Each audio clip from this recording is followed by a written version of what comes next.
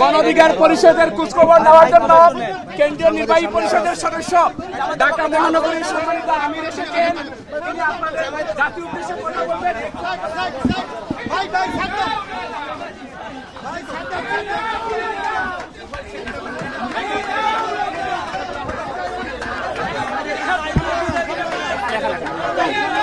আর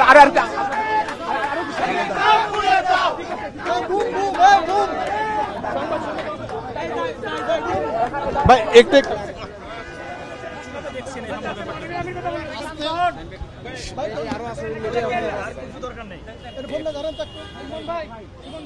ভাই একটু পিছাই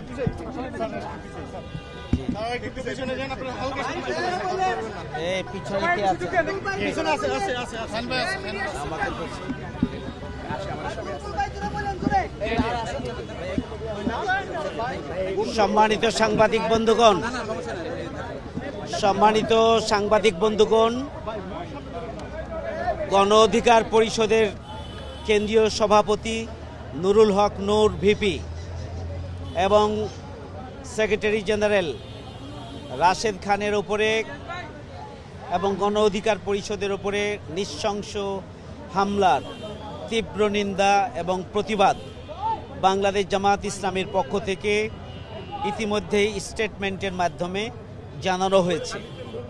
আমরা বিস্মিত হয়েছি যে 5 আগস্টের গণঅভ্যুত্থানের পরে ফ্যাসিস্ট অপশক্তির দোসরদেরকে সুরক্ষা দিতে গিয়ে জুলাই গণঅভ্যুত্থানে যারা অগ্রণী ভূমিকা পালন করেছেন সেই গণ অধিকার পরিষদের কেন্দ্রীয় সভাপতি ডাকসুর সাবেক ভিপি সংগ্রামী জননেতা নুরুল হক নূর এবং তার সেক্রেটারি রাশেদ খান সহ গণ অধিকার পরিষদের উপরে যে হামলা চালানো হয়েছে তার নিন্দা এবং প্রতিবাদ জানানোর ভাষা আমাদের নেই। আমরা তার তীব্র নিন্দা এবং প্রতিবাদ জানাচ্ছি। আমি হসপিটালে এসেছিলাম নুরুল হক নূর এবং রাশেদ খান সহ যারা আহত হয়েছে তাদেরকে দেখার জন্য। নুরুল হক নূর ইতিমধ্যেই ঢাকা মেডিকেল কলেজে গিয়েছেন।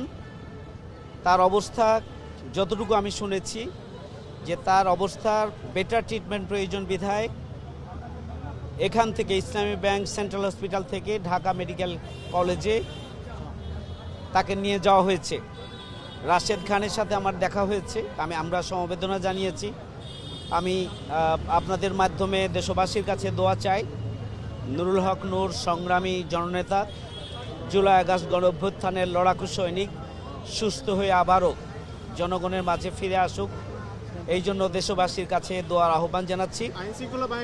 এবং আইন শৃঙ্খলা বাহিনীর ভূমিকা, আইন শৃঙ্খলা বাহিনী এই পরিস্থিতি নিয়ন্ত্রণে ধৈর্যের সাথে যেভাবে ভূমিকা পালন করা দরকার ছিল সেটি না করে ফ্যাসিস্ট অপশক্তির দোসরদেরকে সুরক্ষা দিতে গিয়ে নুরুল হক নূর এবং গণ অধিকার পরিষদের ওপরে নৃশংস হামলা করেছে। আমার মনে হয় এখানে আইন শৃঙ্খলা বাহিনী তারা নিরপেক্ষ ভূমিকা পালন করতে পারেনি।